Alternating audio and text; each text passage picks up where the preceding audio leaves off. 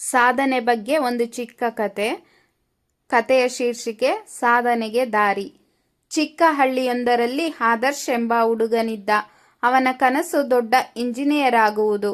ಆದರೆ ಅವನ ಕುಟುಂಬ ಬಹಳ ಬಡವಾಗಿತ್ತು. ಹಳ್ಳಿಯಲ್ಲಿ ಓದಲು ಪ್ರಾಥಮಿಕ ಶಾಲೆ ಮಾತ್ರ. ಉಳಿದ ವಿದ್ಯಾಭ್ಯಾಸಕ್ಕೆ ಪಟ್ಟಣಕ್ಕೆ ಹೋಗಬೇಕಾಗಿತ್ತು. 10ನೇ ತರಗತಿ ಮುಗಿಸಿದ ಮೇಲೆ ತಂದೆ ಹೇಳಿದ, ಮಗ, ನಮ್ಮಿಂದ ಇಷ್ಟು ಮಾತ್ರ ಸಾಧ್ಯ. ಈಗ ನೀನು ಹೊಲದಲ್ಲಿ ಕೆಲಸಕ್ಕೆ ಬಾ. ಆದರ್ಶ್ ಮನಸ್ಸಿನಲ್ಲಿ ಸಂಕಟಗೊಂಡರೂ ತನ್ನ ಕನಸನ್ನು ಬಿಟ್ಟುಕೊಡಲಿಲ್ಲ. ಹಗಲು ಹೊಲದಲ್ಲಿ ದುಡಿದು ರಾತ್ರಿ ದೀಪ ಹಚ್ಚಿ ಓದುತ್ತಿದ್ದ.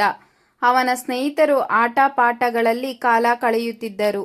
ಅವನು ಪುಸ್ತಕಗಳ ಜೊತೆ ಸಮಯ ಕಳೆಯುತ್ತಿದ್ದ. ಕಾಲ ಕಳೆದಂತೆ ಅವನು ಪರೀಕ್ಷೆಯಲ್ಲಿ ಉತ್ತಮ ಫಲಿತಾಂಶ ಪಡೆದ. ಅದನ್ನು ಕಂಡ ಶಿಕ್ಷಕರು ಅವನಿಗೆ ವಿದ್ಯಾರ್ಥಿ ವೇತನದ ಬಗ್ಗೆ ತಿಳಿಸಿದರು. ಹೀಗಾಗಿ ಅವನು ಪಟ್ಟಣದ ಕಾಲೇಜಿಗೆ ಸೇರಲು ಸಾಧ್ಯವಾಯಿತು. ಅಲ್ಲಿಯೂ ಜೀವನ ಸುಲಭವಿರಲಿಲ್ಲ.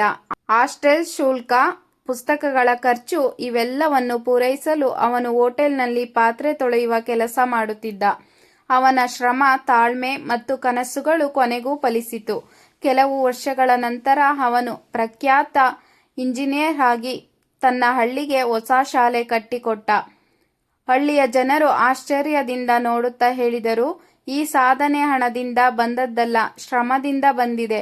ಈ ಕಥೆಯ ಸಾರ, ಕಷ್ಟ, ತಾಳ್ಮೆ ಮತ್ತು ನಿರಂತರ ಪರಿಶ್ರಮದಿಂದ ಸಾಧನೆ ಯಾವ ಪರಿಸ್ಥಿತಿಯಲ್ಲೂ ಸಾಧ್ಯ. ಎಲ್ಲರಿಗೂ ಧನ್ಯವಾದಗಳು.